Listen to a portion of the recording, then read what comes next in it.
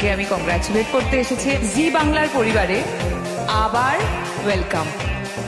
Thank you so much, thank you. তুমি যেখান থেকে জার্নি শুরু করেছো, আমি দেখেছি তোমাকে হাওড়া থেকে তোমার জার্নি শুরু করতে। তোমার সবকিছুরই মোটামুটি প্রথমে সাক্ষী আমি। তোমার প্রথম গাড়ি কেনা, তোমার প্রথম প্রোডাকশন, প্রথম ডিরেকশন, প্রথম গাড়ি, প্রথম বাড়ি, প্রথম প্রোডাকশন, ডিরেকশন সবকিছু বলবো, এবং হ্যাঁ প্রথম দাদাগিরি। রুক্মিণী নয়, তোমার জীবনের শুরু থেকে প্রথম আমিই ছিলাম। তোমার প্রথম গাড়ি কেনা, তোমার প্রথম বাড়ি কেনা, তোমার প্রথম প্রযোজনা সবটাই আমাকে সাথে নিয়েই হয়েছে। তাই তোমার এবার দাদাগিরিও আমাকে সাথে নিয়েই শুরু হলো। দাদাগিরির মঞ্চে এসে দেবের সাথে সম্পর্ক নিয়ে কথা বললেন শুভশ্রী।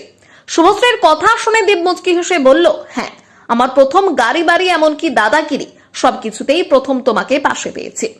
আশা করছি দাদাগিরিতেও তোমাকে পেয়ে আমার পথ চলাটা অনেক সহজ হবে। তোমাকে ধন্যবাদ শুভশ্রী। দাদাগিরির মঞ্চে দেব শুভশ্রীর এই মুহূর্ত ছিল সব থেকে বিশেষ। দেব শুভশ্রীকে এক মঞ্চে দেখে তার ভক্তরা অনেক খুশি।